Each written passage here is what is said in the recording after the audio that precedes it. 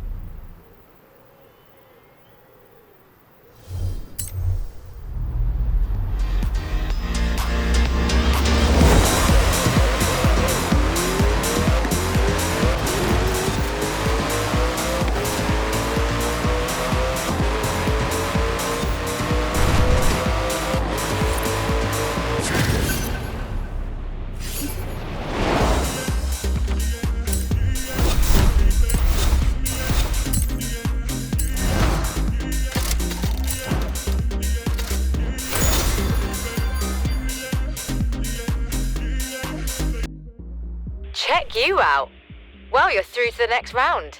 Where did you learn to race like that? Misspent youth, perhaps?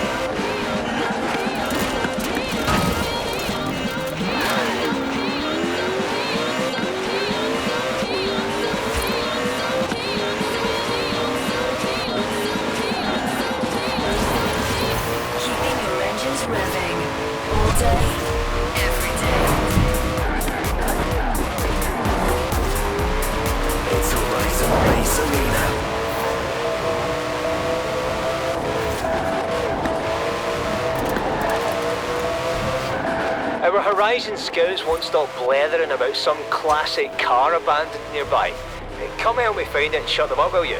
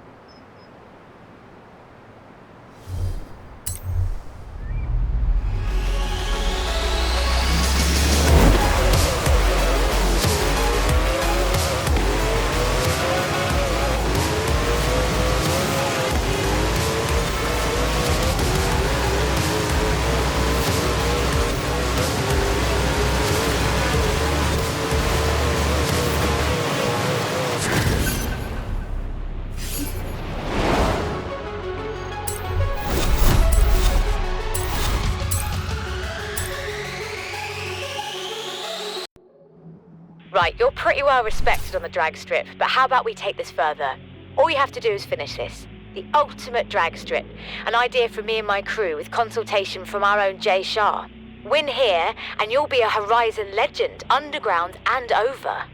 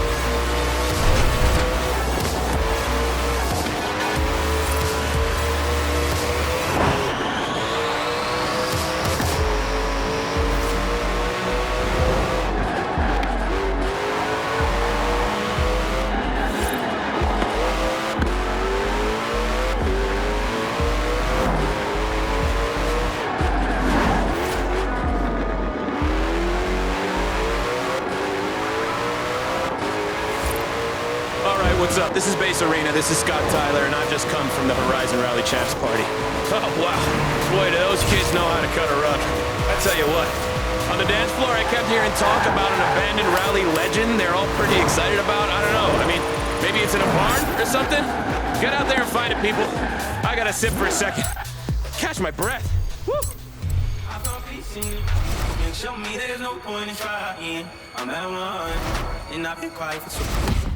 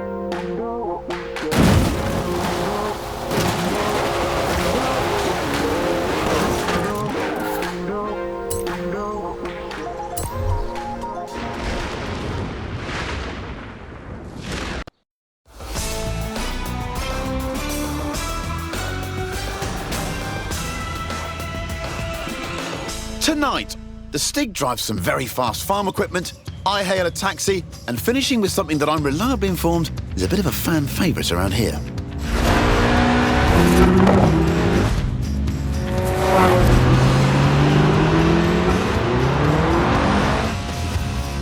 I'm Chris Harris, and this is the Top Gear Horizon Special.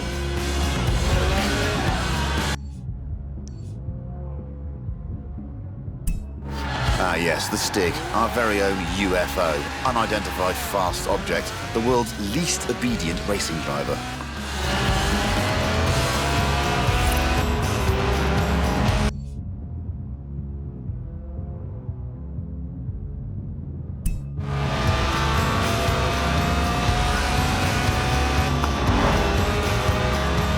Hang on a minute, what on earth is the Stig up to?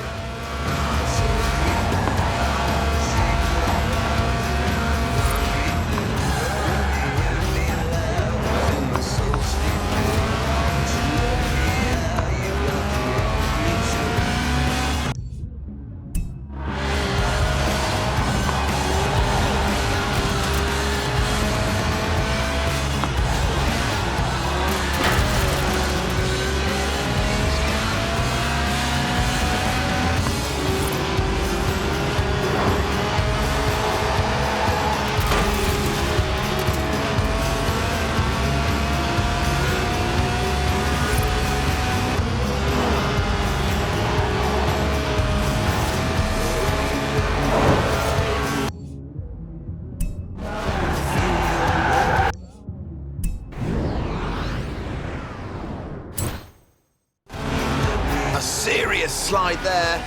Loving your work, Stiggy. Yes! That's it! The honourable art of drifting. Well, they did say to use the fastest route possible, and if there's one thing faster than a racing line, it's a straight line. You've got to hand it to the Stig.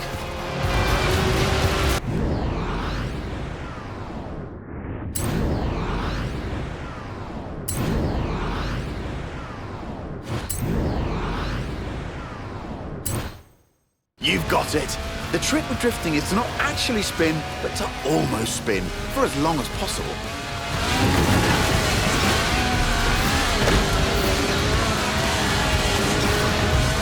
Made it! Was there ever any doubt? The Series 1 Elise is, after all, one of the best handling cars ever made. The Sport 190 is its hardcore cousin, a road-going racer you can drive to work, and across fields, it turns out. But if it's true agricultural transport you're after, we have just the thing.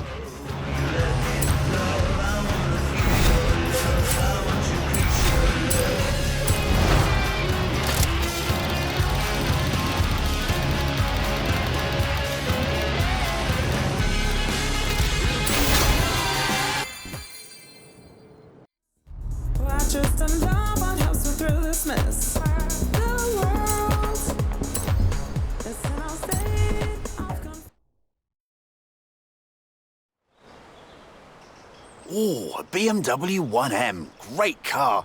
Hang on, that's my BMW 1M.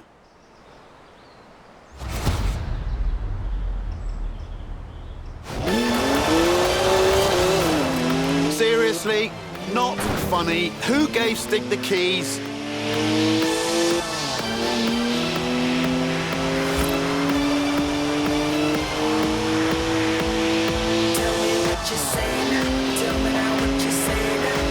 I mean, I literally just cleaned it. Now it's going to smell of onions. Odour Stig. Well, this isn't stressful to watch. Not at all. 3-litre straight six, 335 horsepower, 2 turbos, and as much sideways action as you like.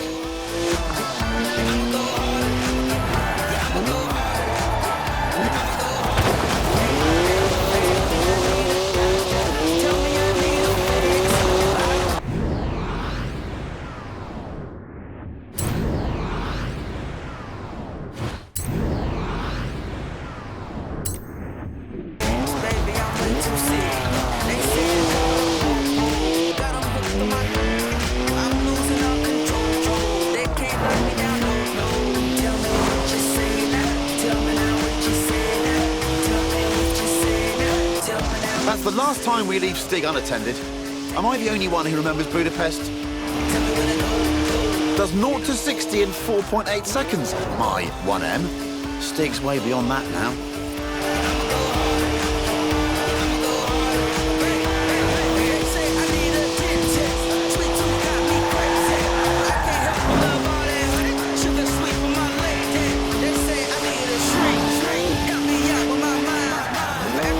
It's electronically restrained to 155 miles an hour, but it could definitely go quicker.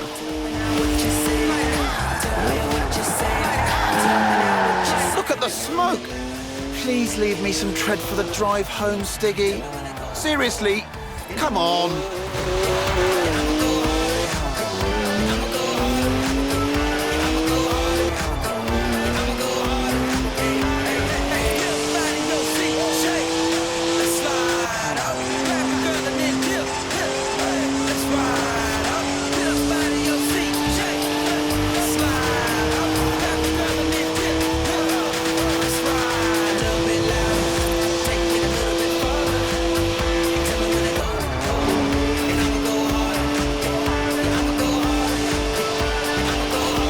One of the best BMWs ever made, this. Born to be driven by me. Got to admit though, Stig does kind of suit it.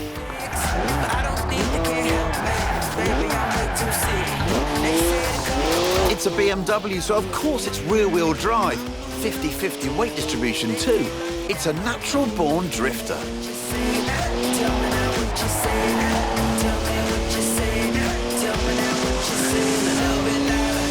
Take it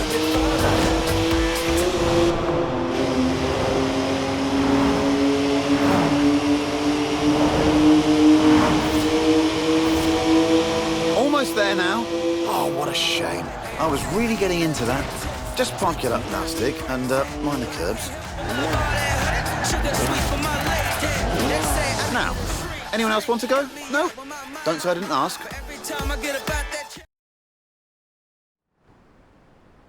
Right, back to the actual script now, if you don't mind.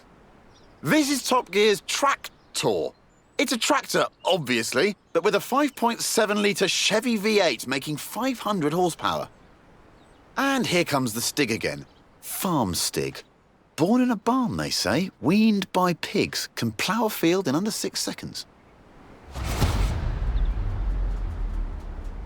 There's a speed camera on the M68. Rumour has it, it only flashes above 87.2 miles an hour. Our tractor has been officially clocked at 87.2 miles an hour, making it the world's fastest tractor. But I reckon it'll go even faster.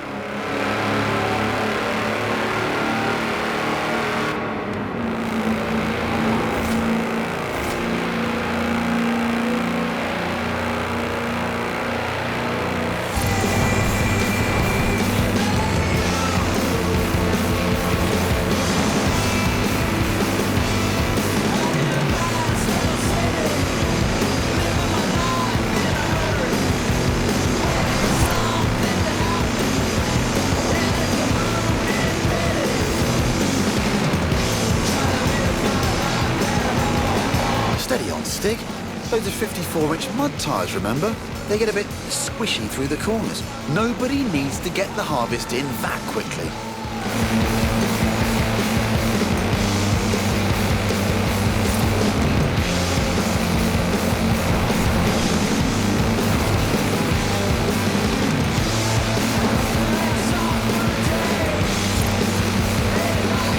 Right, here comes the speed camera. Hope they put some film in it. Whoa! Have you ever seen anything like it? That's a new tractor speed record and some impressively fast farming. If you want to spread slurry in a hurry, you know what you need. Now, though, it's time to hail a ride in something completely different.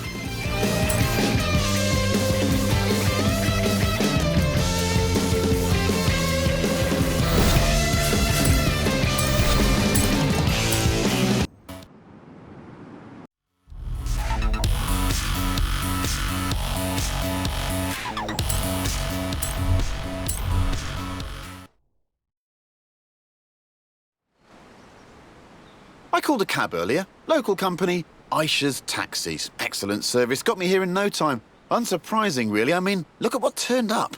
Hands down the quickest cab I've ever been in. Which got me thinking, how fast could this thing actually go? So I had a word with Aisha. Asked if we could borrow her cab for a trip to the seaside. To Bamborough Beach, in fact, where we could stretch the taxi's legs a bit. Although, I might have forgotten to tell her who'd be driving. You've guessed it.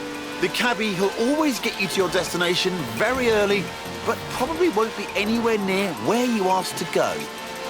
Oh, I see. The Stig's warming up the tyres. A good old-fashioned rolling burnout. We ordered some spare rubber, right? Just goes to show you can slide almost anything if you know how. Even a taxi. Now that's what I call a cab. No clattery diesel engine here. This has a V12 with over 750 horsepower, plus bucket seats. Beaded bucket seats, presumably.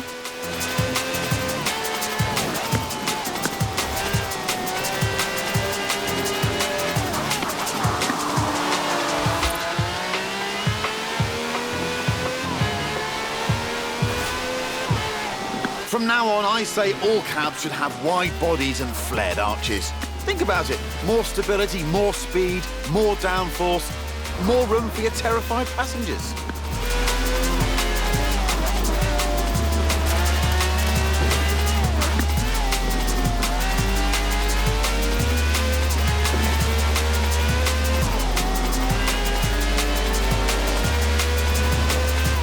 It even has slick tyres for maximum grip on a bone-dry drag strip. So they should be interesting when we hit the beach.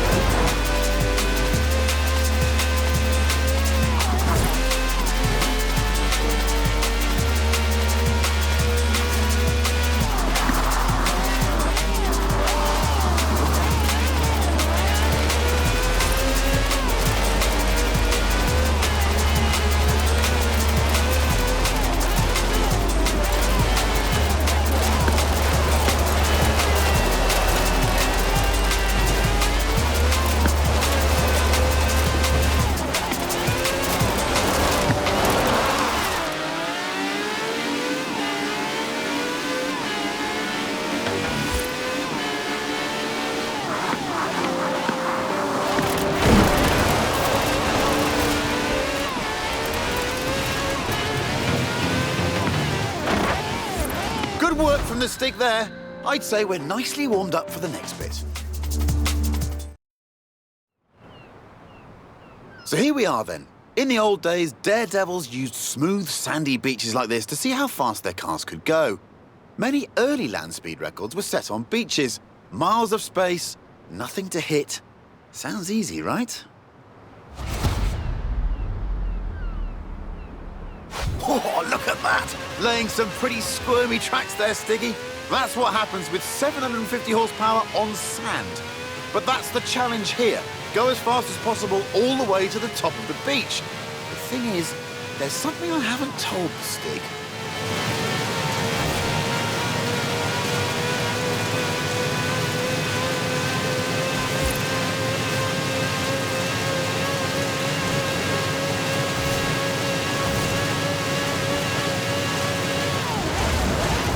Speed record rules say you must do 2 runs, 1 in each direction, before the clock runs out. Which means, Stiggy, pulling off the world's swiftest U-turn, which of course is when the handbrake comes in handy.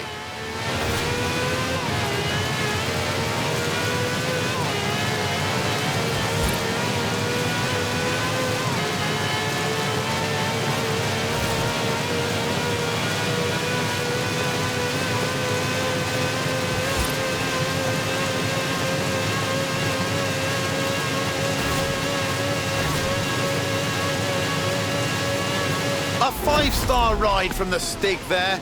Minicab, maximum speed. Next time I need a ride to the airport, I know who I'm calling. And all of this off-road action has given me an idea.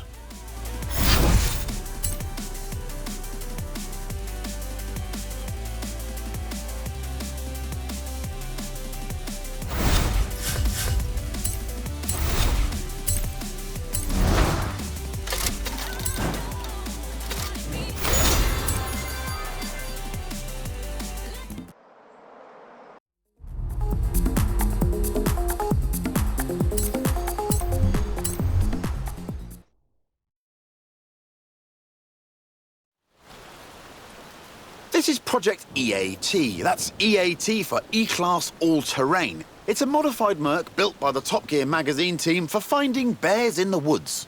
Not many bears around here, though. Mostly badgers. Still, there's definitely some terrain. Lots of it. All you need is a good sense of direction. Or not.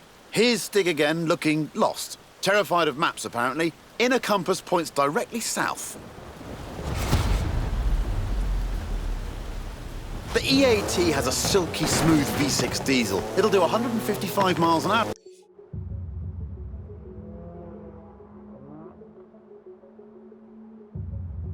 On the road, but where we're going, we won't need roads. First up, it's a trip to the top of Glen Rannoch, by any means necessary, and against the clock, naturally. But don't worry, it has knobbly tyres, and a roof rack for carrying extra knobbly tyres.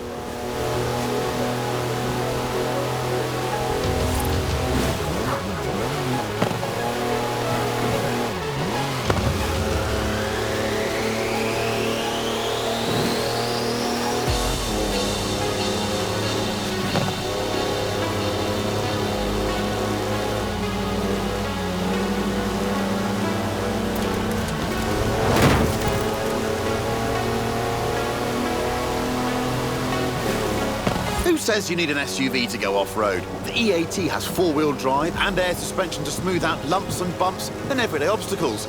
Ancient burial mounds, for example.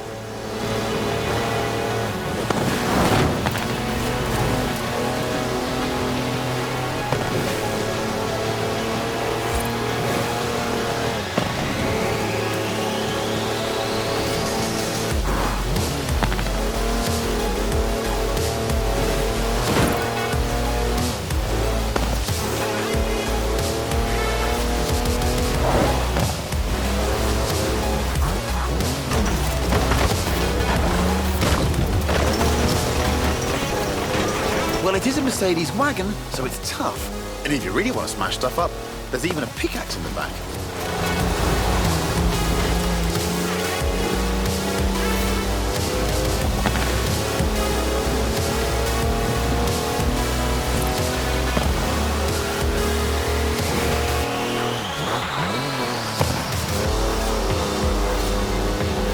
That's a four-wheel drive car on mud tyres completely sideways.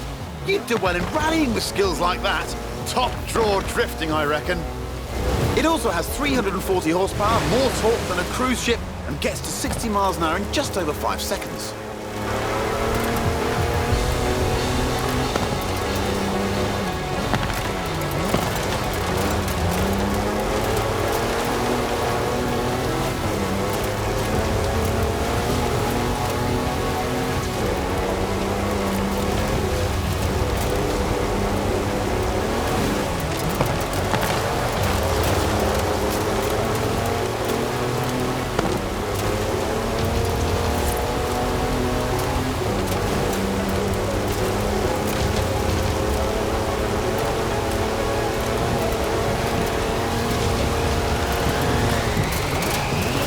Time to head way over there, to the very top of Arthur's Seat. But first, what goes up must come down. That's some proper hang time.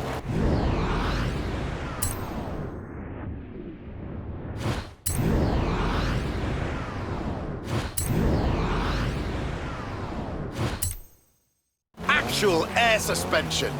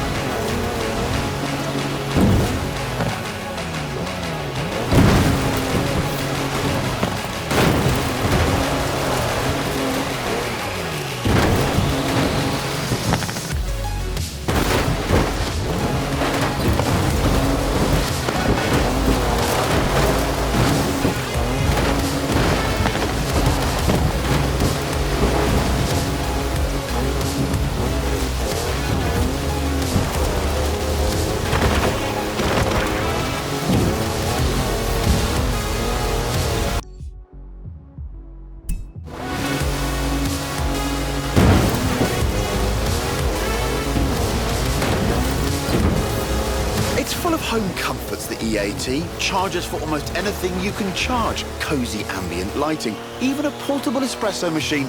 Everything the intrepid explorer could ever need.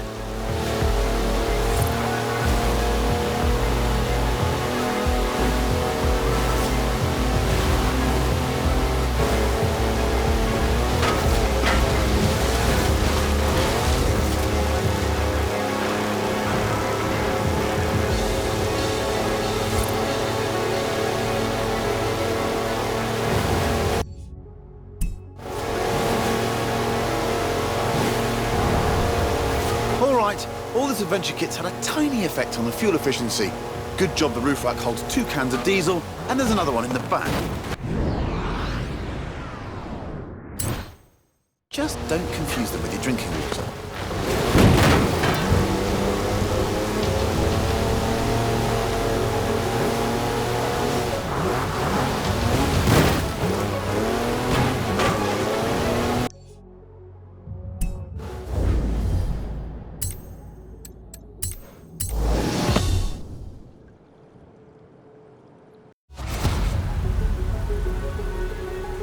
The EAT has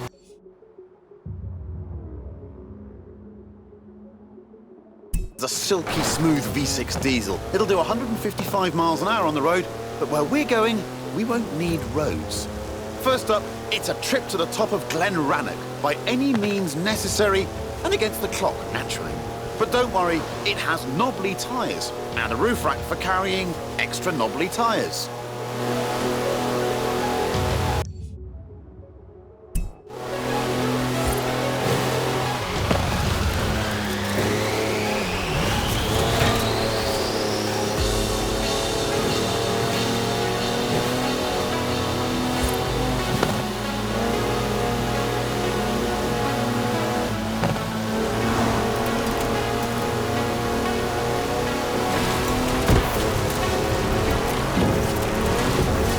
Says you need an SUV to go off-road. The EAT has four-wheel drive and air suspension to smooth out lumps and bumps and everyday obstacles.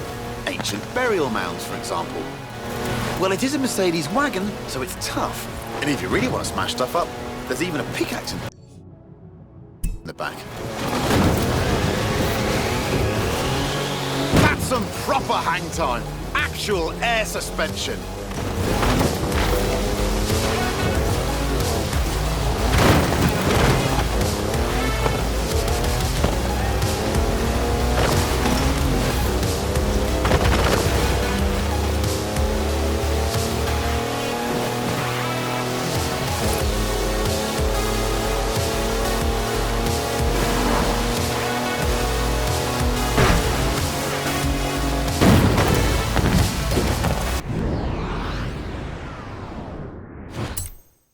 Watch out here. I bet nobody checked the train timetable.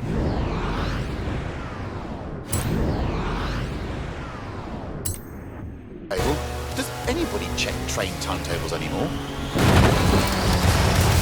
It also has 304...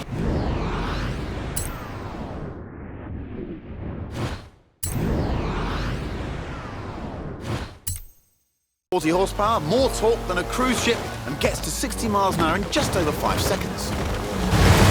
It also has 340 horsepower, more torque than a cruise ship, and gets to 60 miles an hour in just over 5 seconds.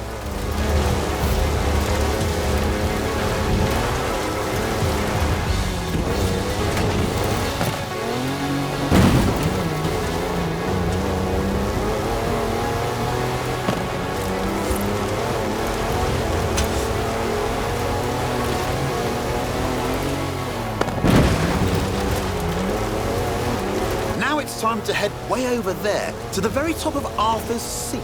But first, what goes up must come down.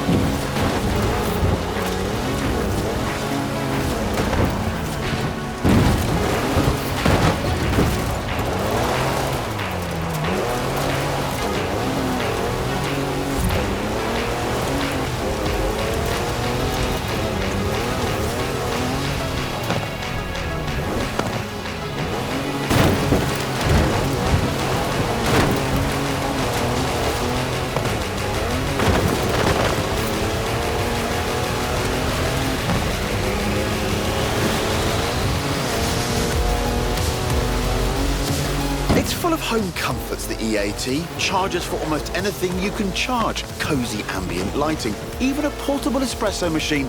Everything the intrepid explorer could ever need.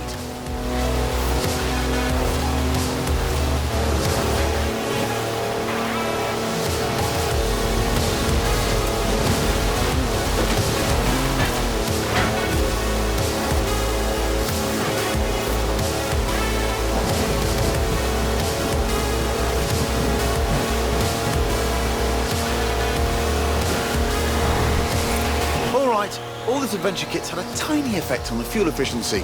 Good job the roof rack holds 2 cans of diesel, and there's another one in the back. Just don't confuse them with your drinking water.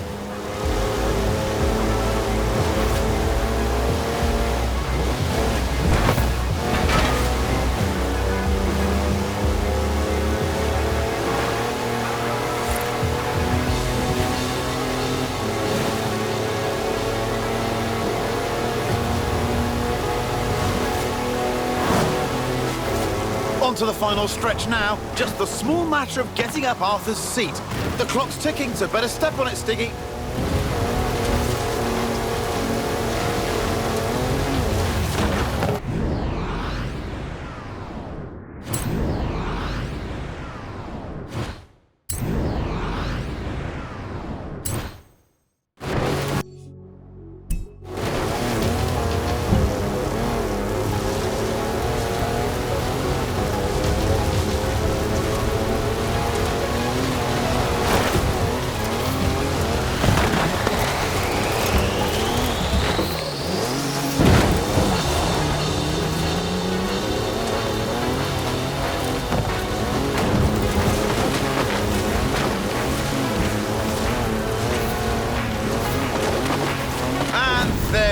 go, the top of Arthur's seat. No idea who Arthur is, by the way, or why his seat's so big. Nice view, though. Shame there's no time to stick around.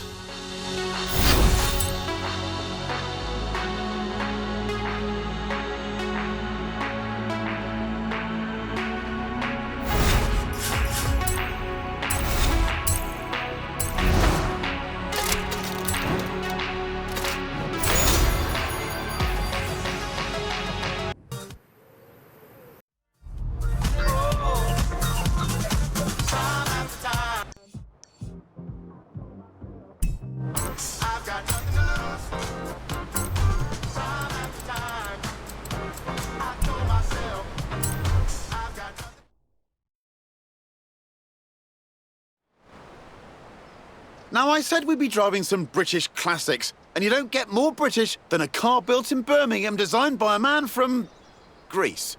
Anyway, here it is, an original Mini Cooper S, an icon of 60s engineering.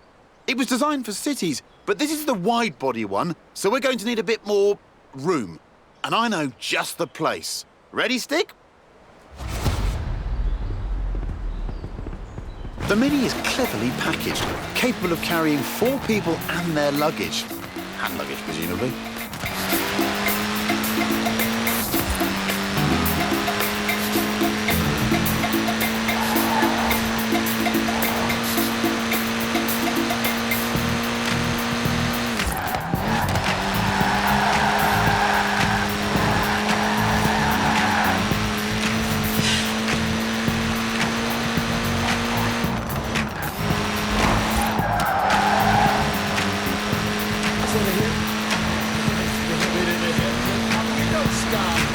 The Cooper S was the car to beat on the famous Monte Carlo rally. It pretty much wiped the floor with the competition.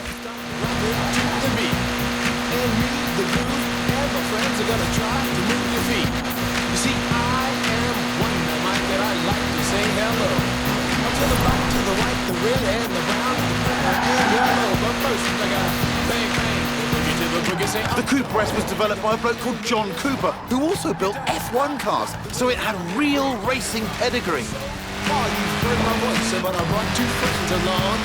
And next on the mic is my man Hank. Come on, Hank, sing that song. Check it out. When I'm the dimp, the ladies, the women fight for my delight. But I'm the grand master with the 3 MCs that shot the house. And it wasn't just Monte Carlo either. The British Saloon Car Championship, the Thousand Lakes Rally, even the Australian Touring Car Championship. Almost any time the Mini turned up, it won. And from day to day, I sit down and write a brand new rhyme because they say that miracles never cease. I've created a devastating masterpiece. I'm gonna rock the mic so you can't resist. Everybody, I say it goes like this. When I was coming home late one dark afternoon, reporter stopped me for an interview. She said she's heard stories and she's heard fables that are vicious on the mic.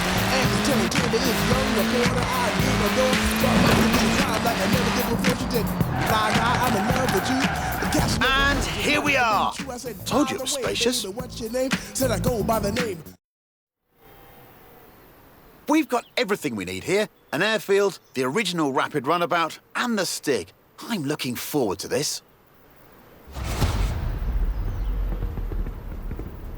Look at that, laying down some rubber there. Not that it has much to lay. After all, tiny wheels mean tiny tyres.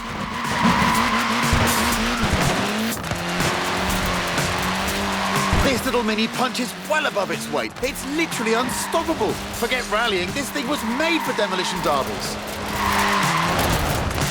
Lovely work there. Short wheelbase, front wheel drive. It's really not an easy car to slide, this. Good work. It might be Mini on the outside, but it's Maxi on the inside. When it gets the world record for the most people crammed inside one, I'll tell you, it's 27. Gymnasts. No idea if they all came out in one piece.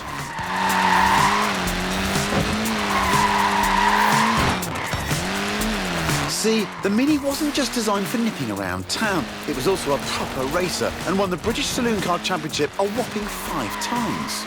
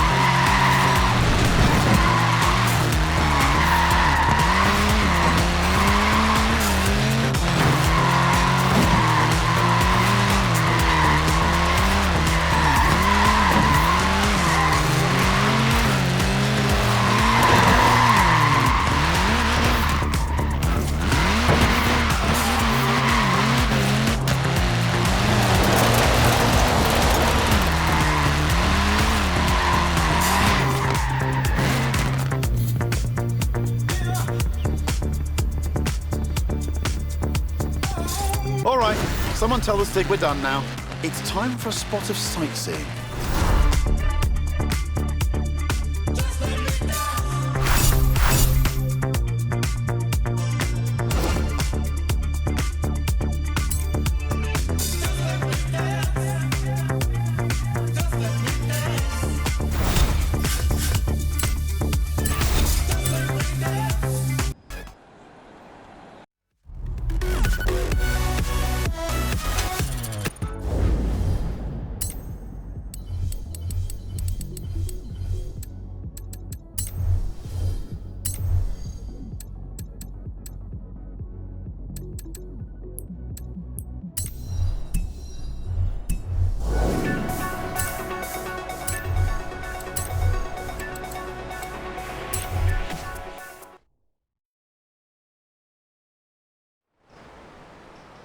Now, I said we'd be driving some British classics, and you don't get more British than a car built in Birmingham designed by a man from Greece.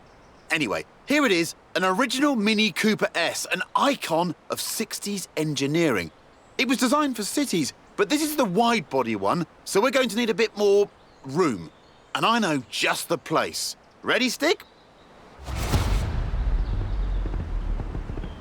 The Mini is cleverly packaged, capable of carrying 4 people and their luggage. Hand luggage, presumably.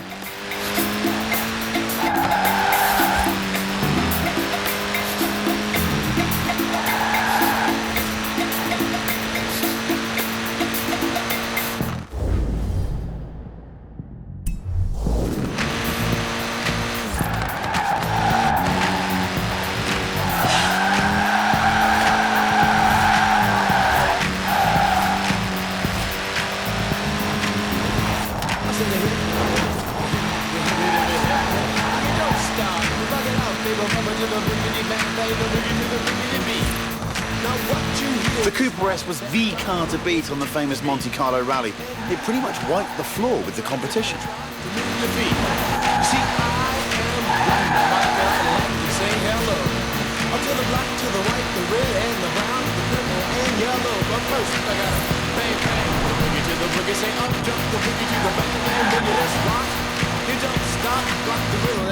The Cooper S was developed by a bloke called John Cooper, who also built F1 cars, so it had real racing pedigree.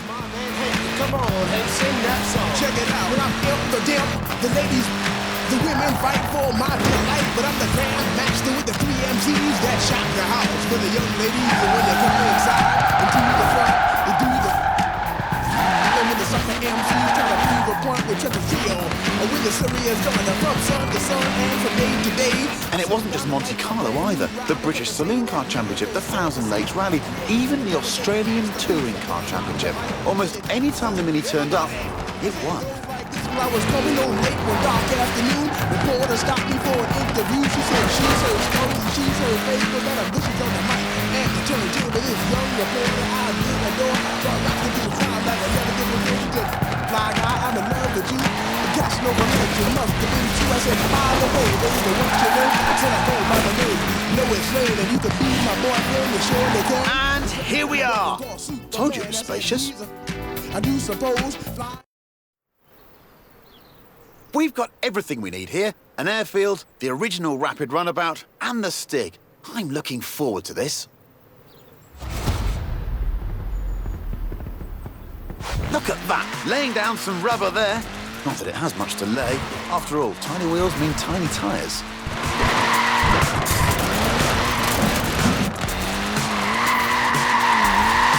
This little Mini punches well above its weight. It's literally unstoppable. Forget rallying, this thing was made for demolition derbies.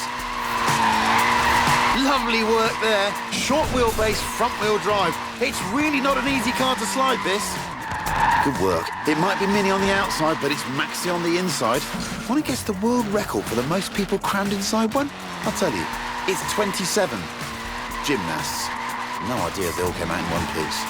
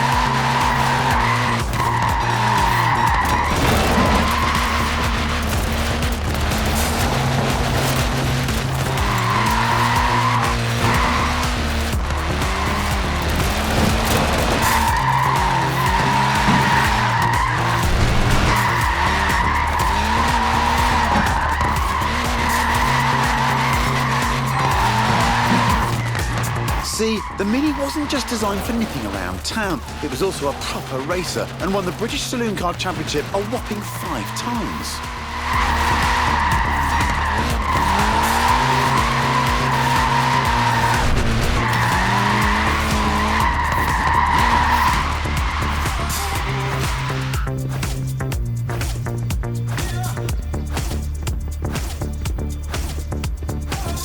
All right, someone tell the Stig we're done now. It's time for a spot of sightseeing.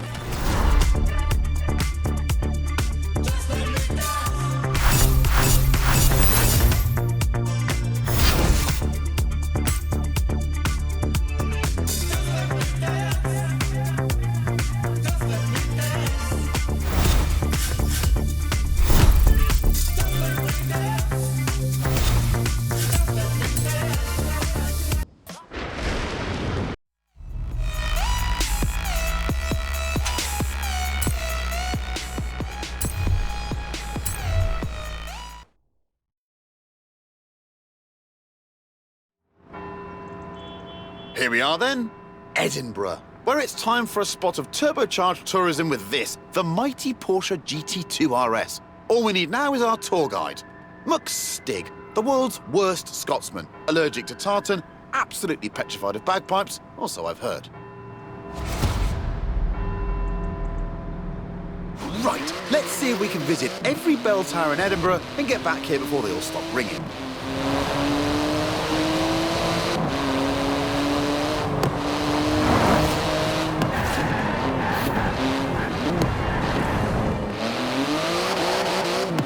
What a car this is. 3.8-litre flat-six, 2-turbo, 700 horsepower, all wrapped up in carbon fibre with wings, stripes, holes and vents for snorting in the air.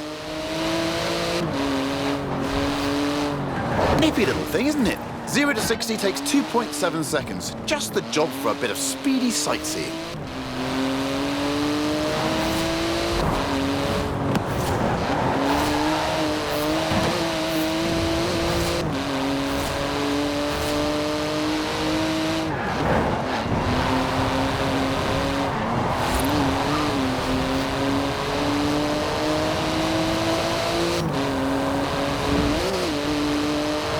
It might be street legal, but it's only a pair of fireproof underpants away from being a full-blown racing car.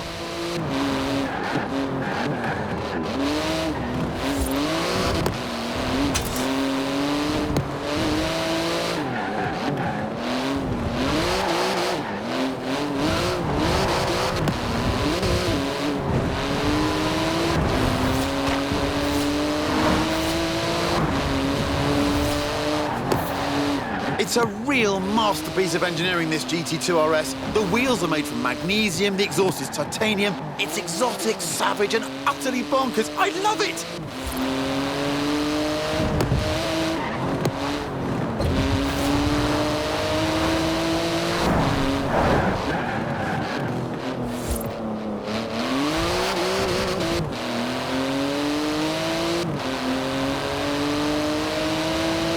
It's limited to 211 miles an hour. Any faster and it would need special tyres.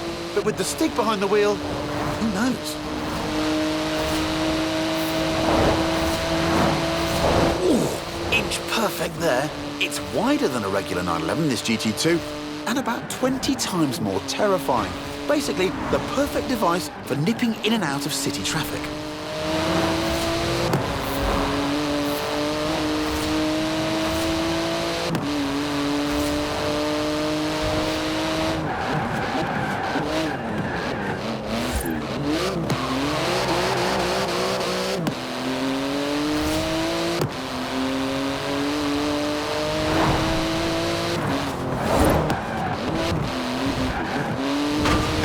Into the final stretch now. Note to Stig, remember to park properly at the end.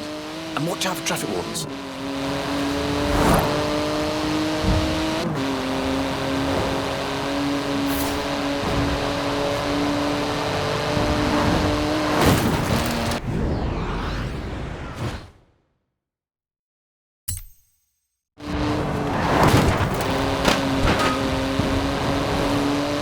Good work.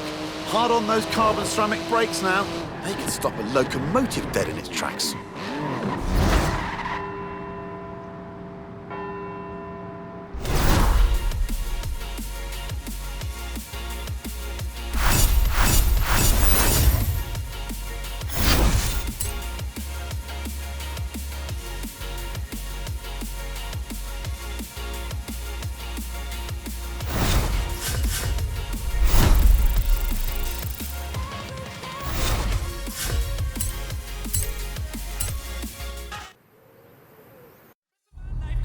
today.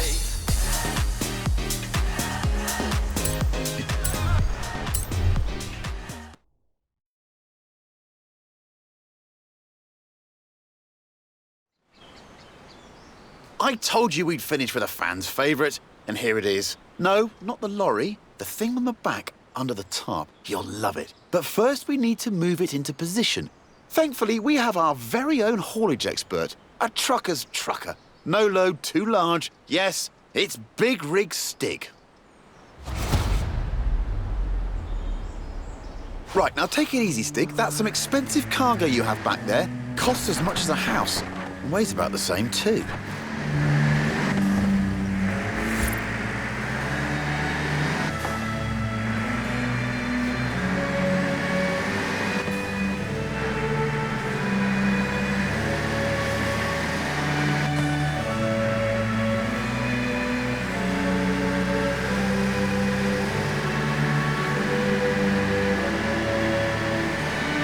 Worked out what it is yet? Okay, here are some cryptic clues. It's all-wheel drive, but not four-wheel drive. It's a wagon, but you definitely don't need a horse to pull it.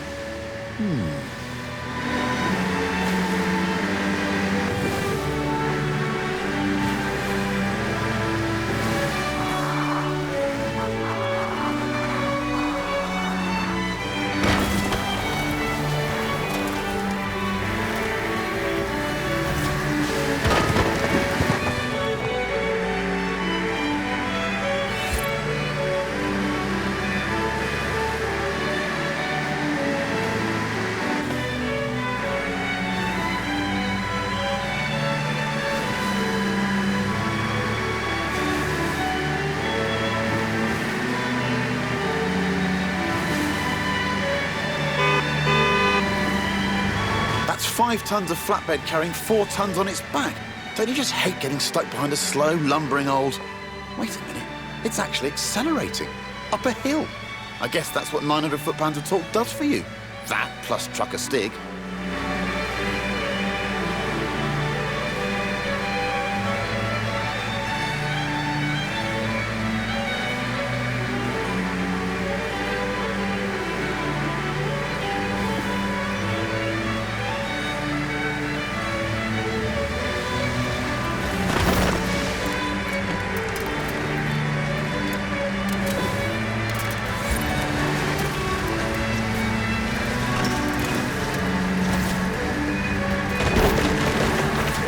Good job, Big Rig Stig.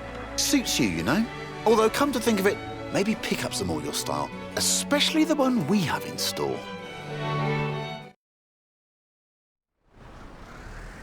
I give you the Mercedes G63 AMG 6x6. It's the ultimate off-roader, a 4-ton, 6-wheel sports utility truck. Basically, a G-Wagon with the back half of a pickup thrown in for free. Up front is a 5.5-litre twin-turbo V8. Usually it's limited to 100 miles an hour, but not this one.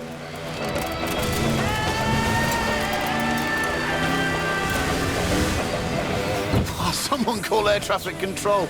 I'm pretty sure you need a special license to fly one of these.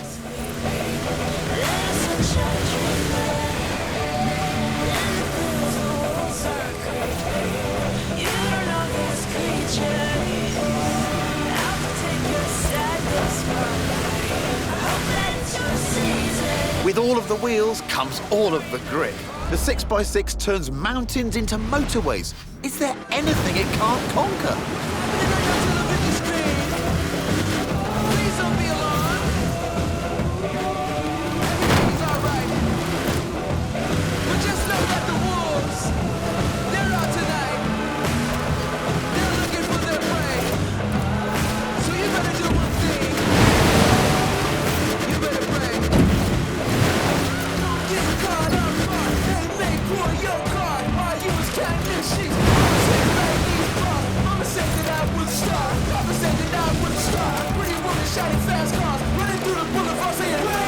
It makes 536 horsepower and more than 760 newton-meters of torque.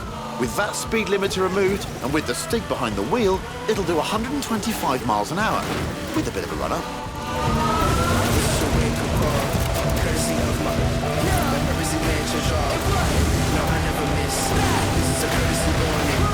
It's tough, the 6x6. After all, it was originally made for the Australian Army. It's basically a tank with heated seats.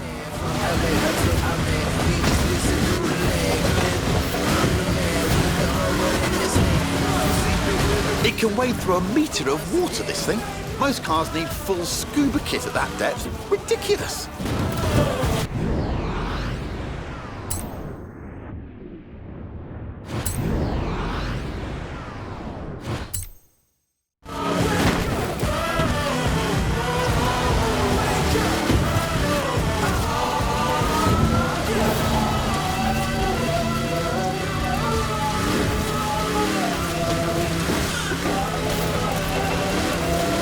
Top job there, Stig.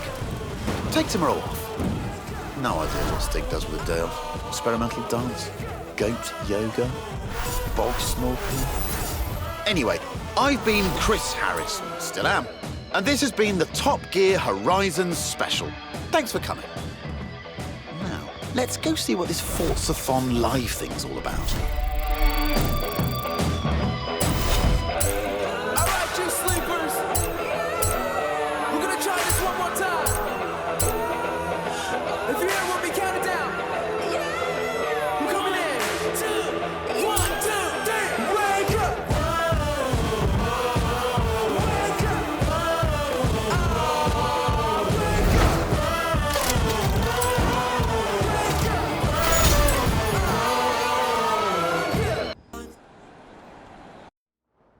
I passed on your details to someone called Hans Liebold. He's the guy the insurance company sends to test anything related to cars, and Hans takes his job very seriously. You should go meet him. You'll love it.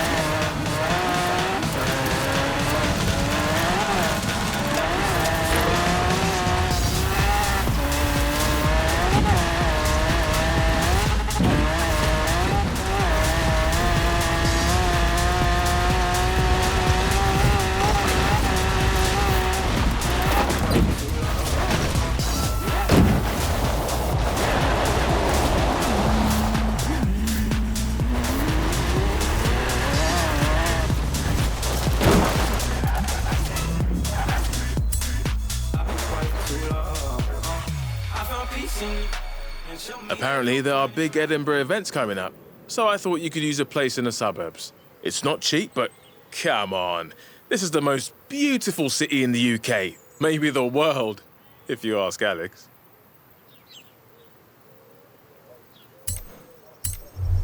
Alex has been after a place around here for years.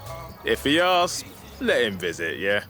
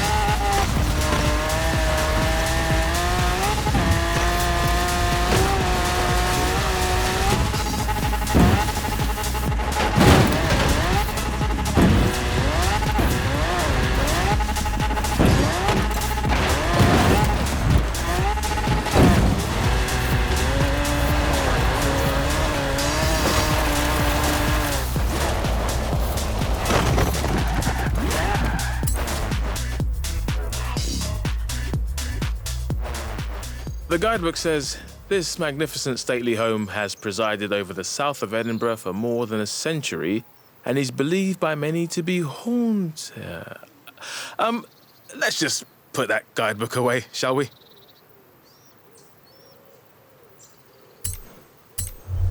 I'll get you moved in. But if you hear spooky noises at night, don't call me.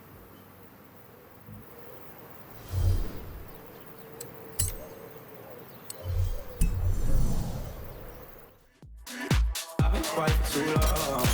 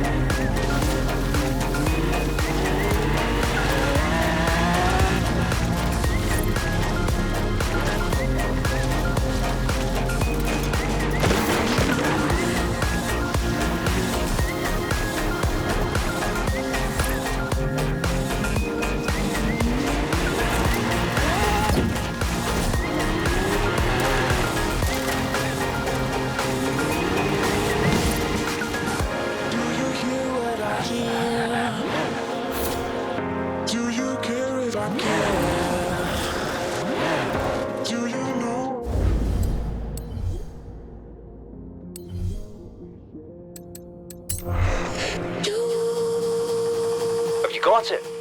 Kira said she was sending it over. You have? Yes, a drone. It's the perfect way to explore and map the festival. After you're done, can I have a play with it, please?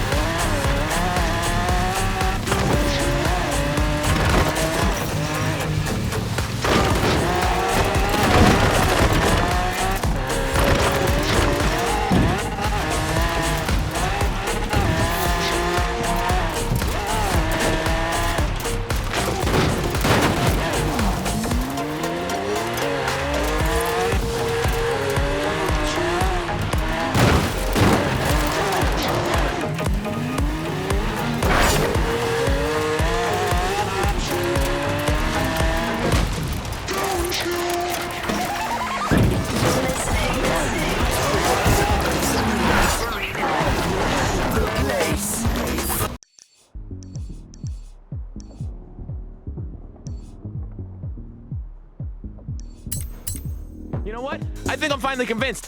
Edinburgh is the best city in the world. Now, I might settle down there if I can find a nice place in the suburbs. Some of our drivers are already moving in, right? On Castleview Road? Or maybe they can give me some real estate advice. Somewhere not too far from the festival. Somewhere where... State of confusion, messing with my soul like an intrusion. I can't be confusion. My freedom, my liberty, my ability to be one is something to be. My happiness, my silence, but just a love of seriousness.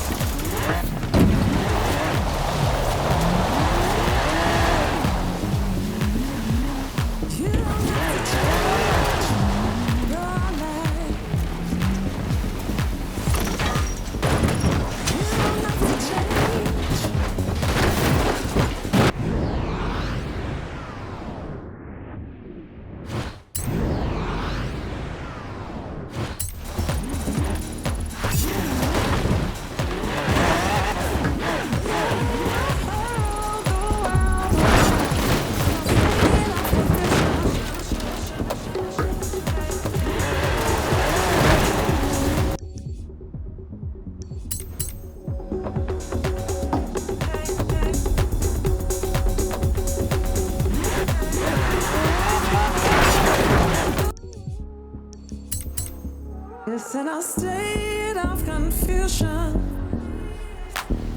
The world is in a state of confusion. It's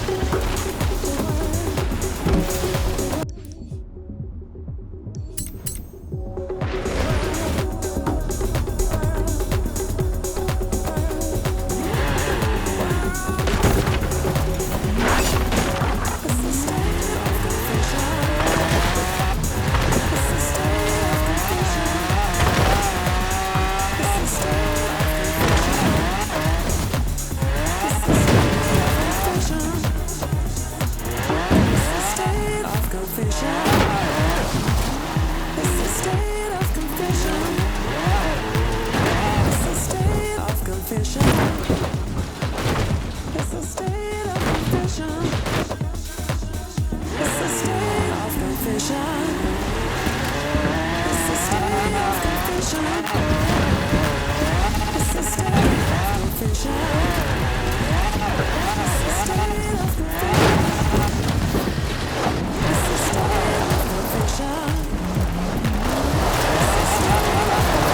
of confusion.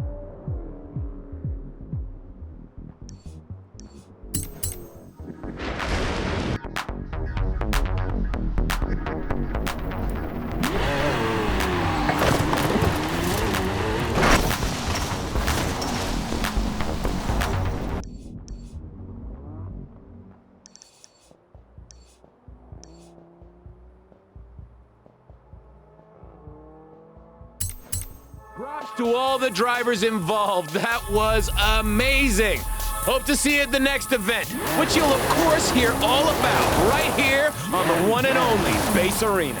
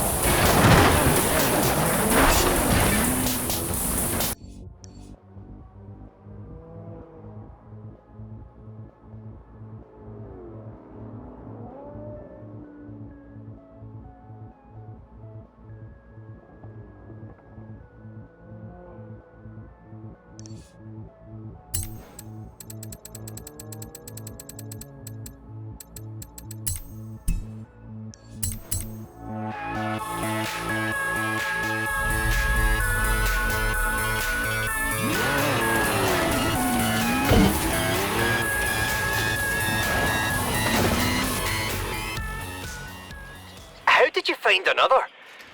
Why am I asking? Be there soon. Will you have a look at that? One for me, finally. It's an Impreza 22B, an old rally gem. Only a small handful were imported into the UK, so this is a really rare find. Come on, let's get it fixed up.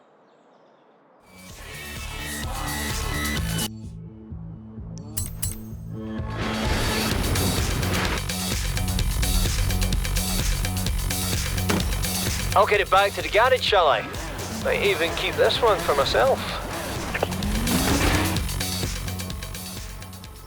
If you found it, I'll be there in a tick. You have? Yes! Don't you dare open it without me. Will you look at that? It's a Spitfire. Not the plane, obviously. Now, it might not look it now, but this car was a masterpiece of British design. Makes you proud.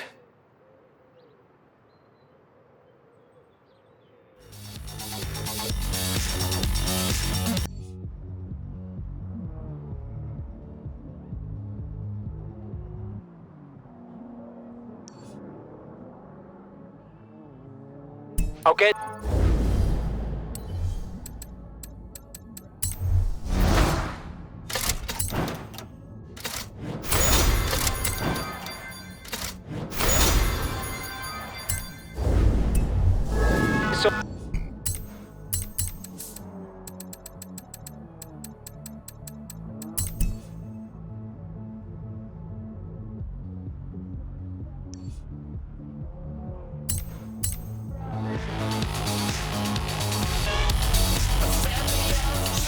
someone else to take this back. All this talk of Britain is giving me wanderlust. Great to see you. We're shooting a documentary about car culture in the UK, and I need a second driver. You've made a name for yourself, and it would be great to have you aboard. It's simple. You drive, I tell the story. Let's do it.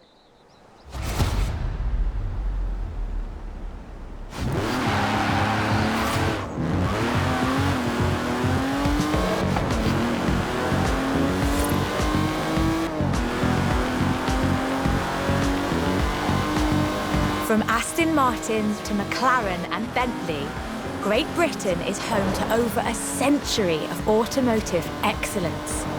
I'm Rebecca Dawson. Welcome to British Racing Green, a documentary celebrating that history. The Aston Martin DB5 Vantage was the quintessential Grand Tourer of the 1960s, combining British engineering and Italian design.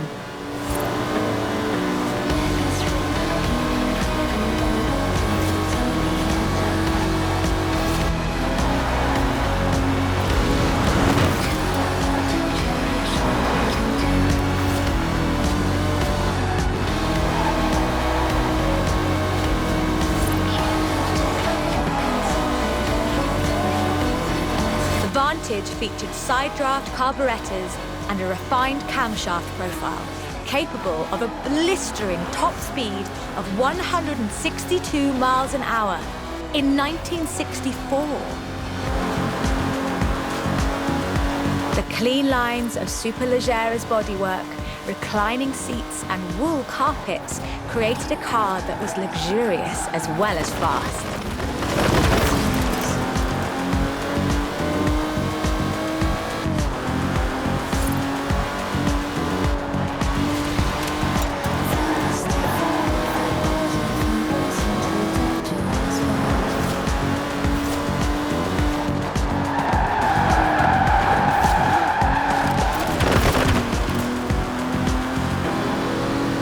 This car would form the basis for the DB range, with later cars improving on the design in many ways.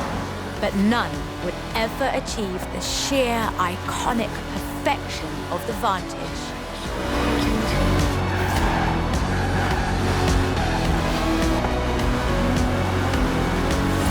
For all of its beauty and engineering perfection, only 65 of these beautiful machines would ever be built.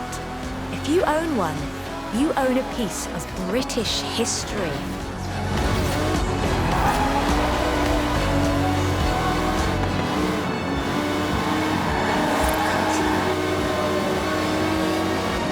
The silver DB5 would be immortalised in half a century of cinema. The classic Aston Martin.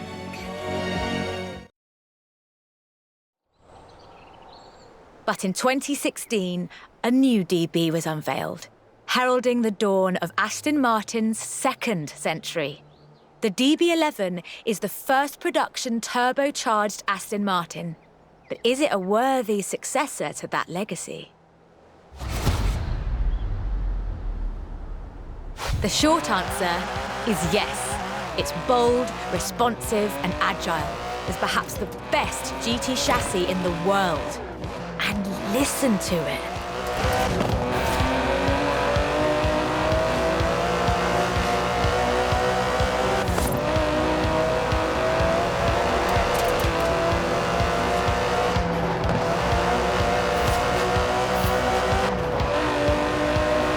Able to hit 60 miles an hour in 3.5 seconds, the DB11's 5.2-litre twin-turbo V12 boasts a top speed of over 200 miles an hour.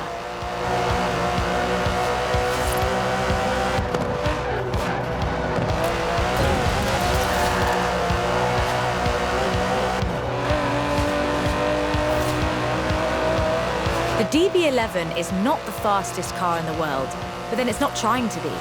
It's sophisticated, effortless luxury. It's an Aston Martin.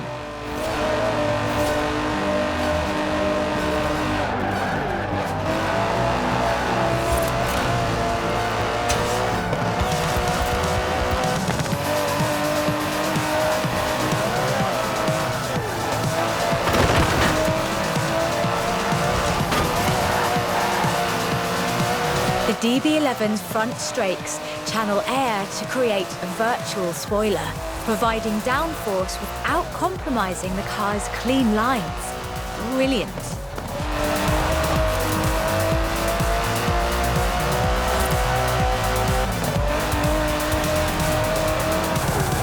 Most importantly, I think, the DB11 proves that Aston Martin is ready for another century of beautiful cars. And I can't wait.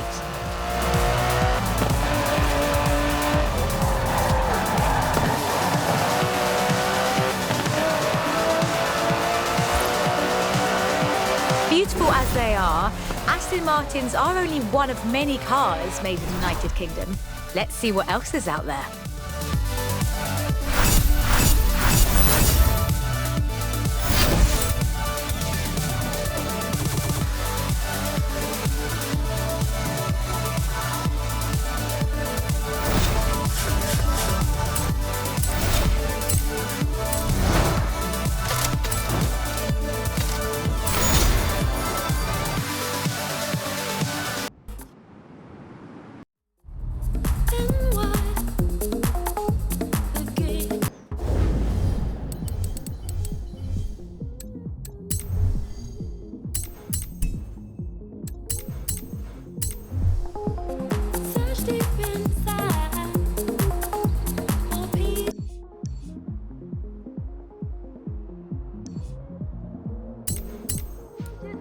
You have arrived early.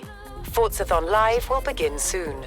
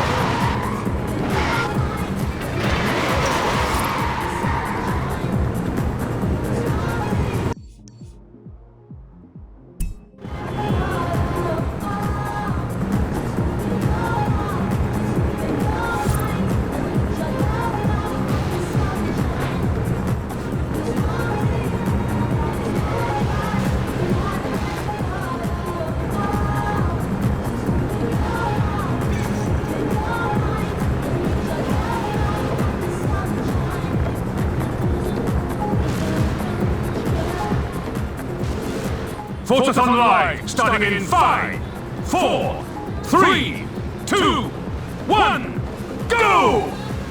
Round 1 started!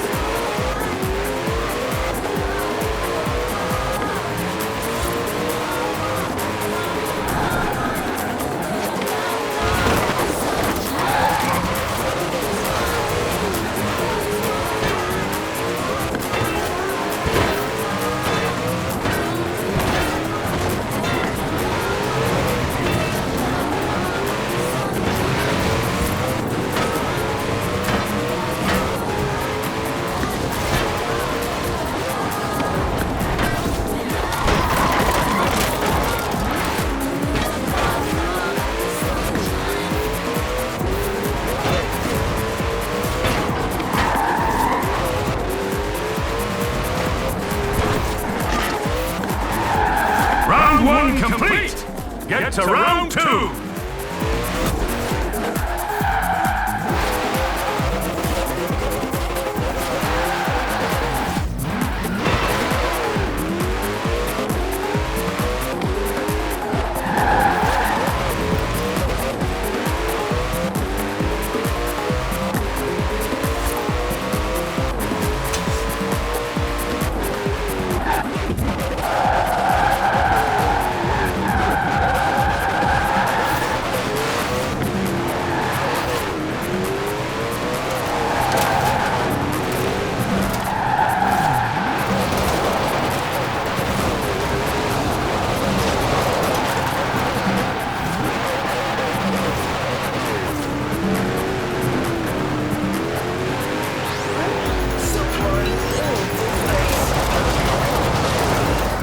Horizon Base Arena.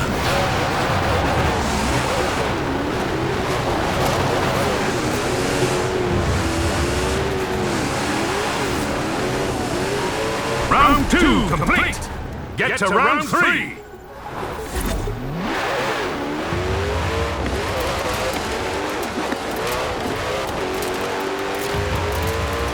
I spoke to Kira and apparently there's a rule and I'm not allowed to keep this Subaru, so you'd better come down and get it.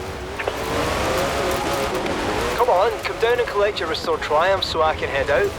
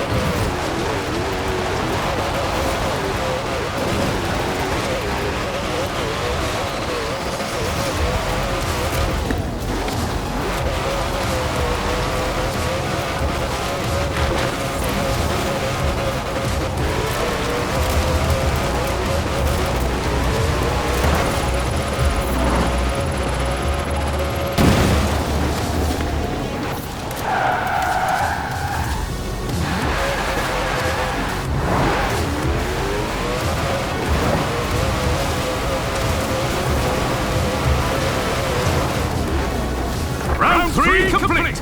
Congratulations.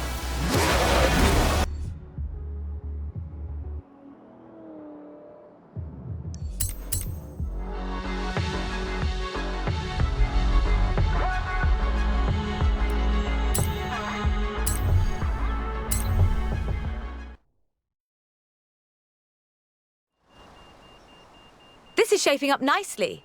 Time for a change of pace, though. At least at first. The next segment is about Land Rover, and we'll be starting out with the Type 3.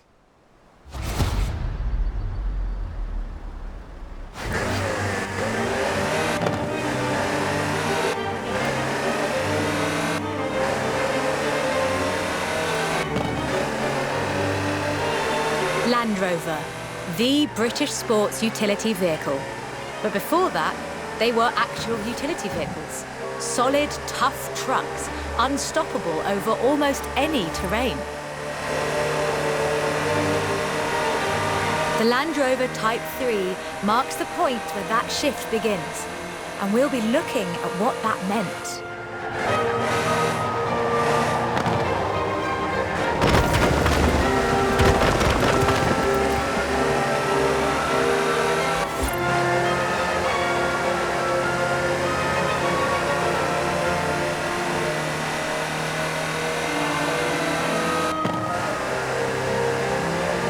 Land Rovers have taken on almost every task imaginable. They've been generators, tractors and ambulances. They've brought peace and carried medicines to disaster zones. They've even been buses. Over 500,000 Series 3s were built, and over 70% of those are still on the road today. They were extensively exported and built under license abroad. Belgium, South Africa, even Australia and New Zealand. With a robust chassis and signature Land Rover engineering, the Type 3 also marked the first time that buyers could choose interior options, like seat box protectors and cubby boxes.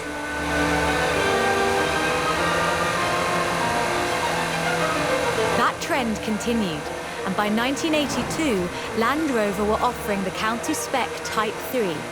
Leisure drivers could choose from such luxuries as all-cloth seats, soundproofing and tinted glass. The trend was increasingly clear, and the future of the Land Rover was starting to take shape.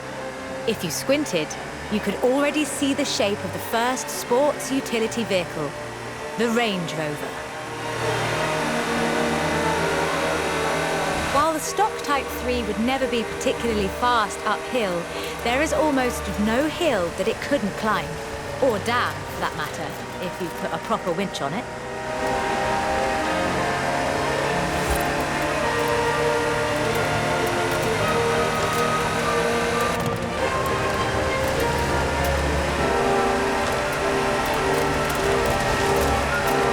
In 1978, a Series 3 was custom built for Her Majesty Queen Elizabeth II. It only had 1,892 miles on the clock when it was auctioned into private hands. And it was in perfect condition. It would be. After all, she trained as a mechanic in the 1940s and will likely remain the only royal able to strip and rebuild an engine. Along with the Range Rover, others would follow. Discovery, Defender, and the Freelander. Each a more sophisticated and enjoyable utility vehicle. But none of them were a replacement for the Type 3. They were a different kind of car.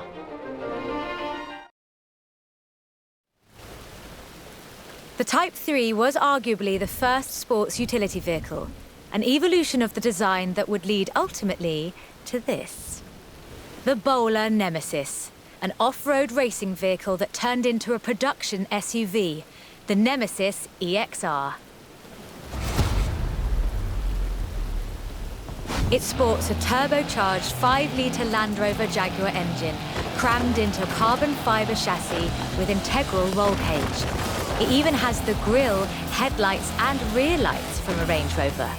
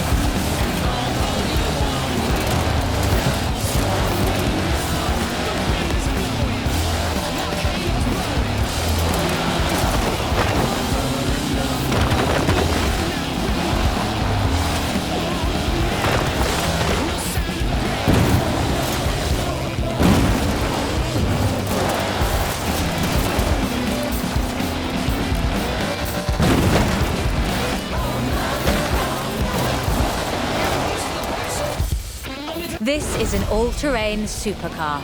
That's the only fair description for this. But that's what you get when you build an SUV with Land Rover DNA.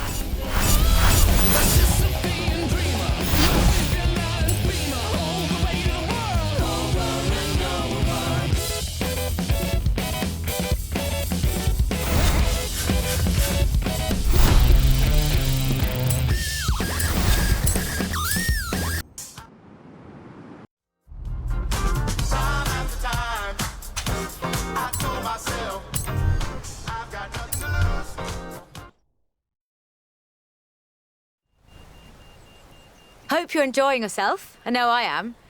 It's great to be able to just focus on telling the story while someone else handles the driving for once. Let's get to the next one. This time, it's Lotus.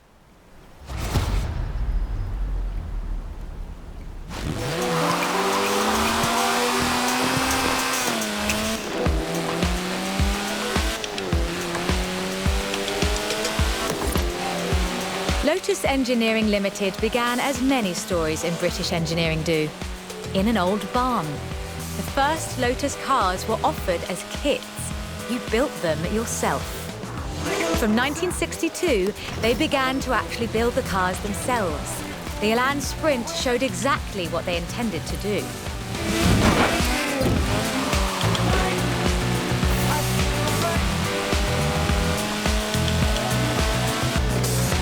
Designer Colin Chapman famously said, "Adding power makes you faster on the straights.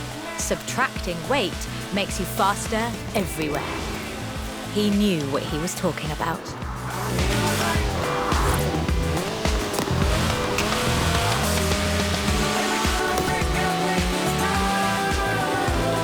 Widely hailed as one of the greatest sports cars of the 1960s, the Elan would be closely studied and emulated, inspiring such masterpieces as the Mazda MX-5. The Elan has all the energy, style, and enthusiasm you would expect. Bold, quick, and fun. So much so that they put it in the name.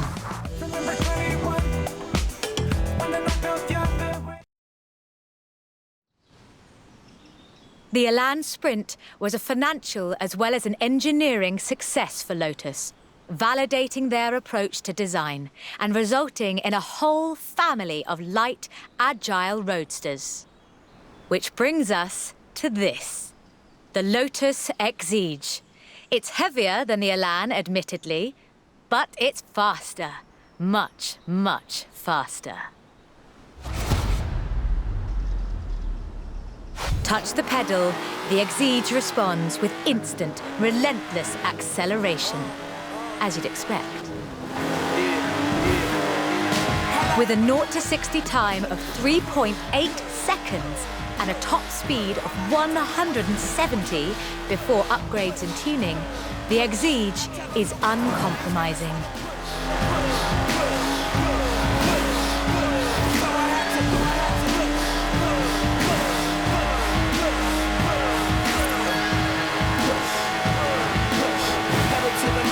And there's no power steering, so you can really feel the road.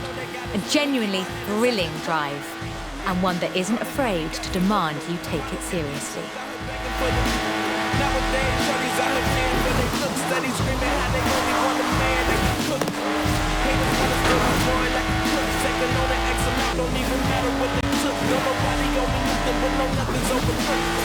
Gotta push till I'm well overcooked.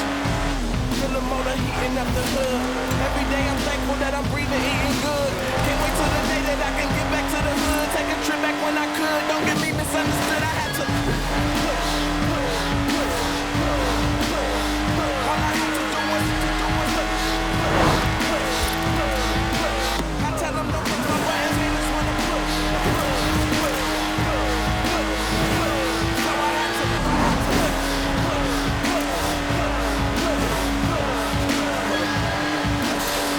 And with rumoured launches of 2 new cars in 2020, Lotus looks set to push the benchmark of the experienced sports car well into the next century. I tell them don't push my buttons, haters wanna push.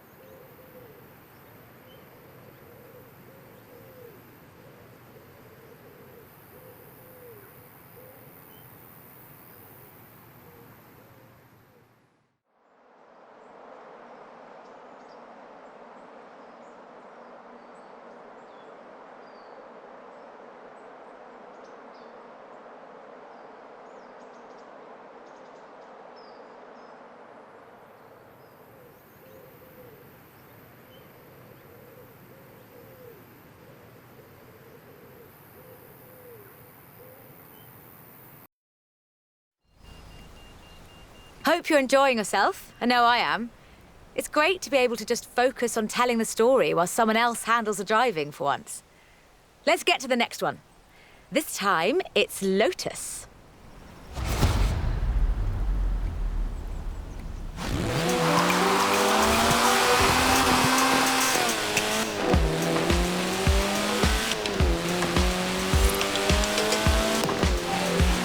Lotus Engineering Limited began as many stories in British engineering do, in an old barn.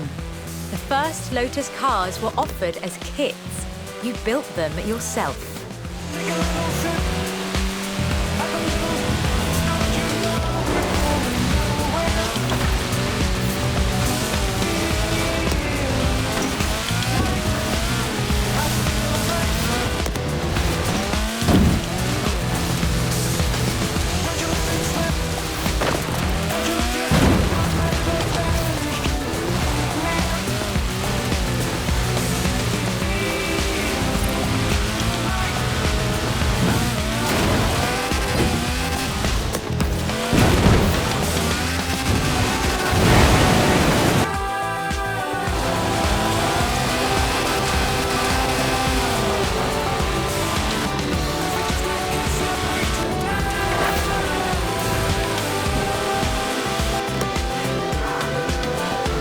Widely hailed as one of the greatest sports cars of the 1960s, the Elan would be closely studied and emulated, inspiring such masterpieces as the Mazda MX-5. The Elan has all the energy, style and enthusiasm you would expect. Bold, quick and fun. So much so that they put it in the name.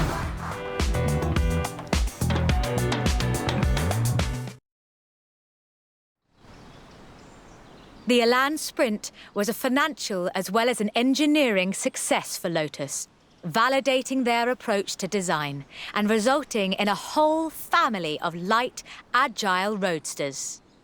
Which brings us to this, the Lotus Exige.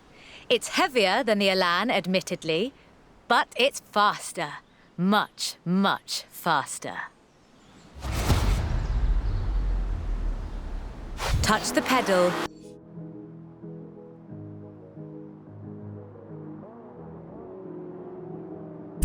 The Exige responds with instant, relentless acceleration, as you'd expect. With a 0 to 60 time of 3.8 seconds and a top speed of 170 before upgrades and tuning, the Exige is uncompromising.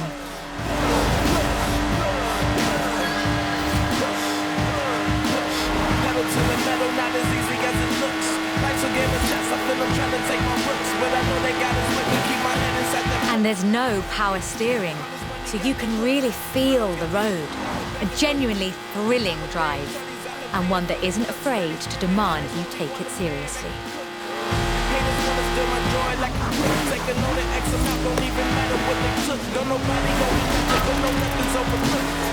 Gotta push till I'm well overcooked.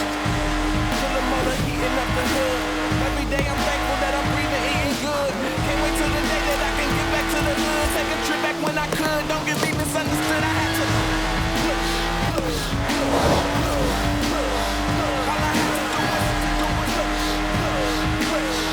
was push. I tell them don't press my buttons, they just wanna push. So I had to push.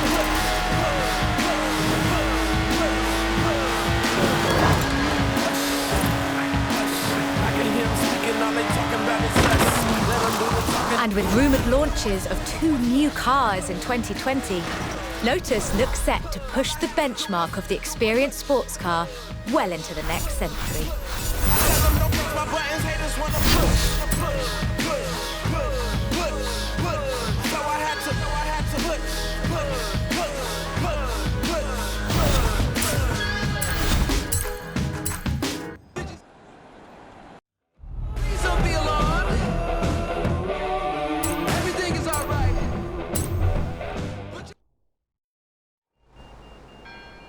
Done much rallying? That's a joke. We've all seen what you've been up to. We're doing the next bit on location. You'll see why when you get there.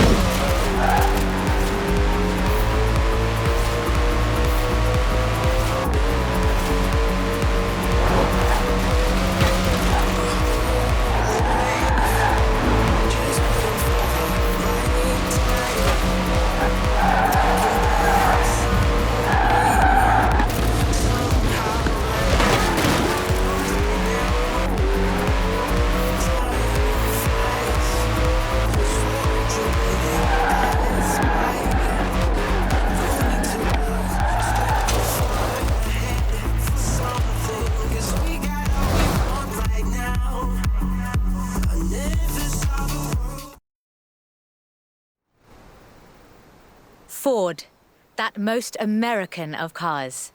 But the Ford Escort, oh, that's British.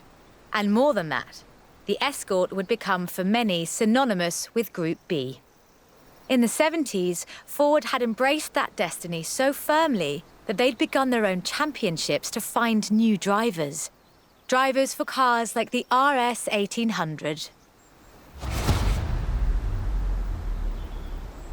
This was a car designed explicitly for rallying, with a powerful fuel-injected 1790cc Cosworth BDE engine.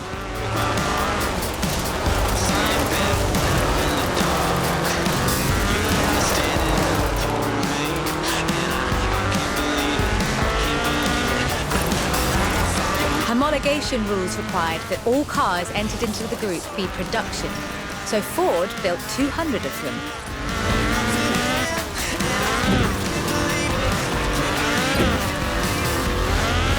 We'll reset and take that section again.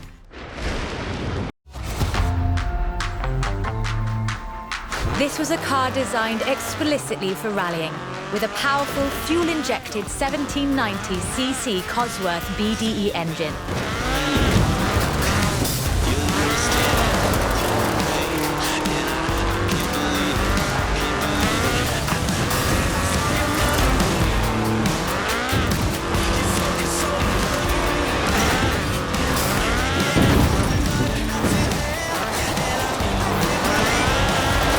This car was basically unbeatable.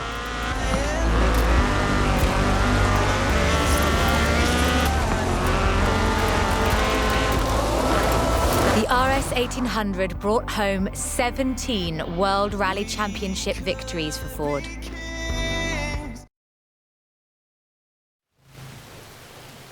So, of course, Ford set out to design a better one. The RS 200 Evolution was their answer. A purpose-built rally car designed to do one thing: win Group B. With a 1.8 turbo charged Ford Cosworth BDT engine and all-wheel drive, the RS 200 had perhaps the best suspension platform of any car of its era. The chassis was fiberglass from Reliant, and the massive Ford parts bin was raided to give the car that iconic look.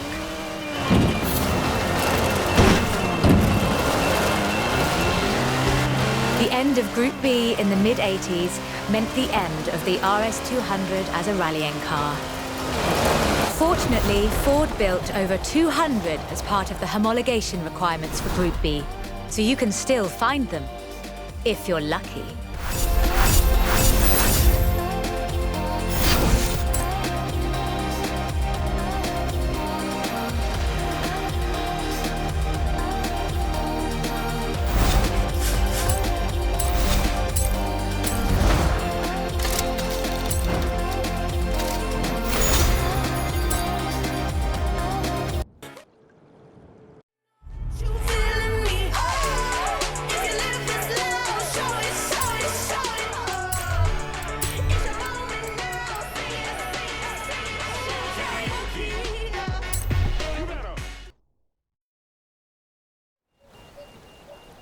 You know, I really like this car. Not that I'd want to drive it for too long. Squeeze yourself in there and let's see just how fast you can make it go. Which won't be too fast. But hey, I could be surprised. The Peel P50 has the dubious honour of being the smallest production car in the world. A one-door microcar coupe, featuring a 42cc air-cooled engine capable of a heinous 38 miles an hour. And a handle so you can pick it up and carry it with you when you get to work. And keep in mind that this is the production version. The prototype had the single wheel at the front. Why would you think that was a good idea?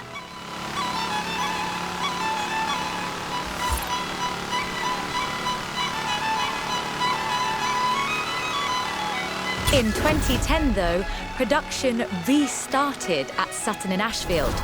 So, if you'd like to own the modern incarnation of this, I suppose you can.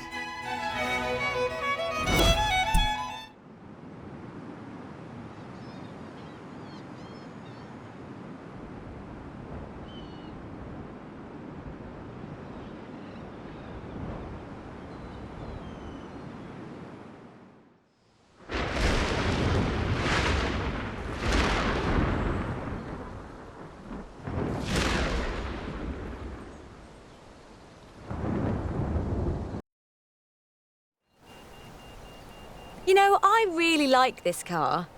Not that I'd want to drive it for too long. Squeeze yourself in there and let's see just how fast you can make it go. Which won't be too fast. But hey, I could be surprised. The Peel P50 has the dubious honour of being the smallest production car in the world.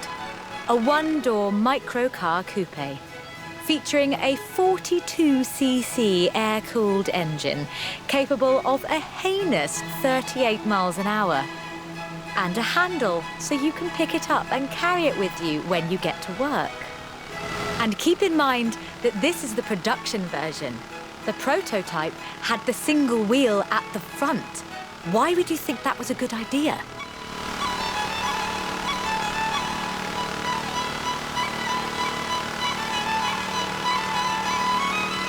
In 2010, though, production restarted at Sutton in Ashfield. So, if you'd like to own the modern incarnation of this, I suppose you can.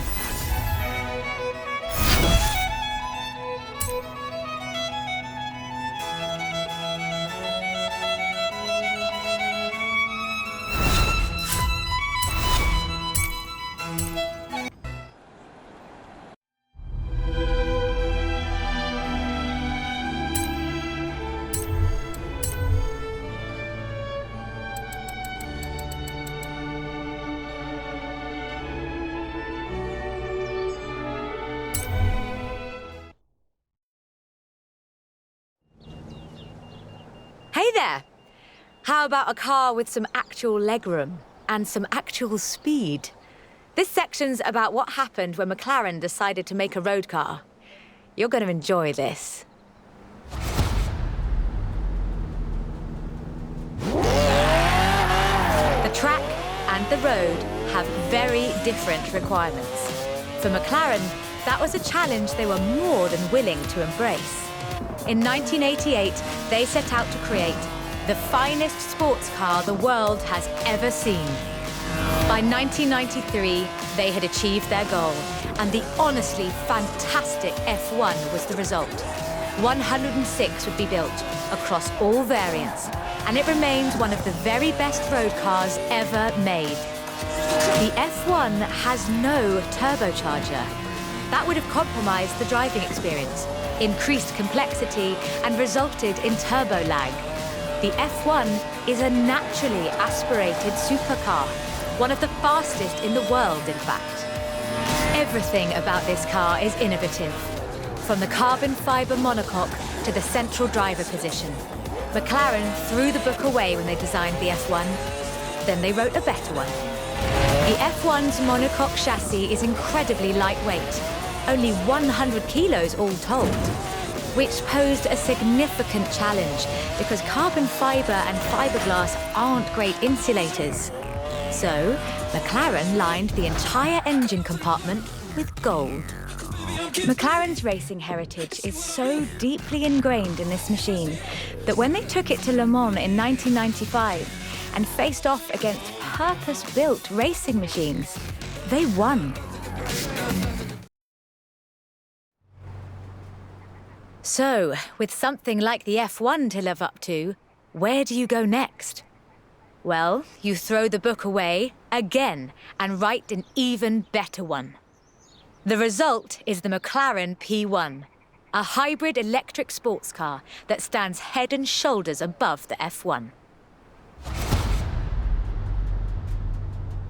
The P1 GTR will hit 60 miles an hour in 2.4 seconds. That's 0.7 seconds faster than the F1. That's an eternity for a supercar.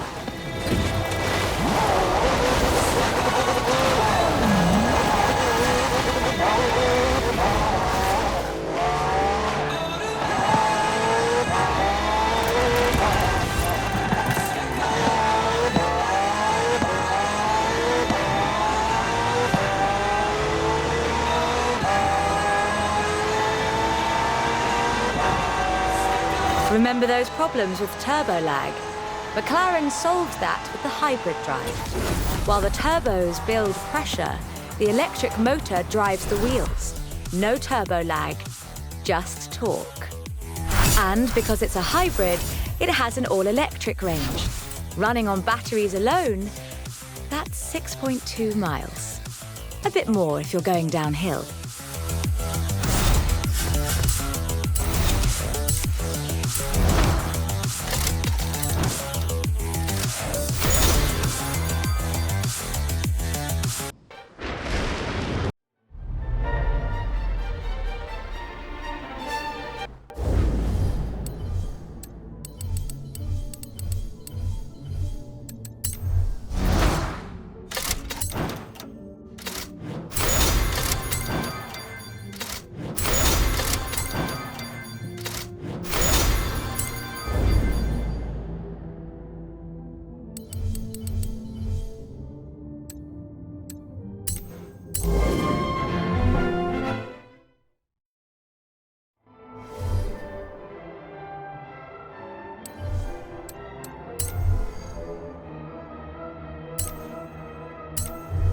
Right, so about those holes. The story on Reddit was that this used to belong to a police detective who was involved in multiple shootouts.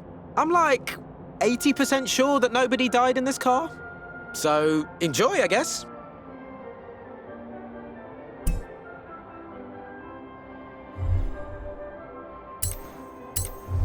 So I did some research.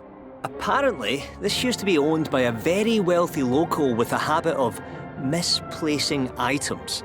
It was this habit that led to this poor E-Type being left in a barn after the keys for it were lost.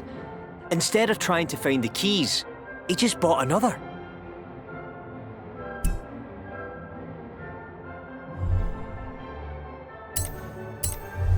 So I looked this thing up, read all about it. Built in 1993, but for straight line speed, it'll match most supercars on the road today. Speaking of which, you want to do the honors?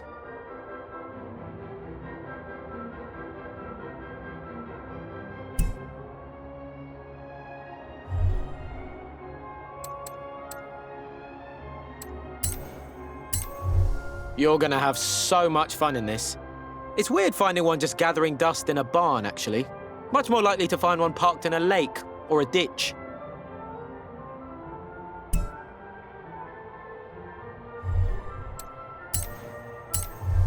She was a bit damp, bit mouldy, bit smelly, but now she runs like a dream.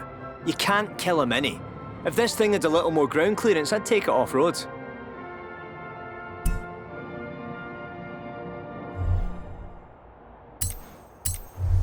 Had a word with a mechanic. He thinks, mind, someone was trying to build a hill climb car out of it, cut out the wheel arches, got the engine bay ready for a V8, then gave up, I suppose. Oh well, Their loss is our gain.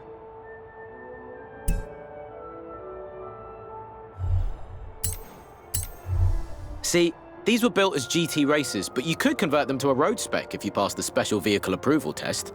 I guess this one never did. Lucky for us here at Horizon, we're exempt.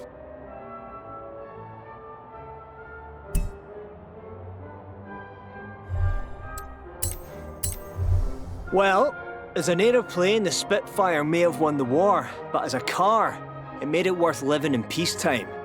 Off you go and get the wind in your hair. I'll be right behind you.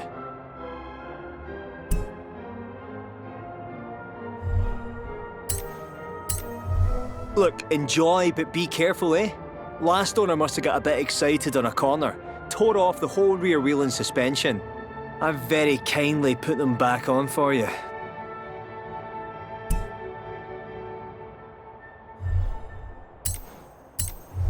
Hey, if you don't want it, I'll take it. I keep telling Nan she needs something small to drive down to the shops. She could drive this inside and all the way down the cat food aisle.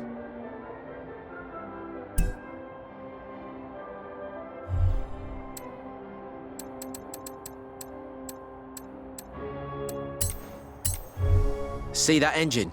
7.7 litres, 12 cylinders, maybe 1,000 horsepower. I feel like I've just found a decommissioned nuclear warhead in an old shed. Take it, but just be careful with it, yeah?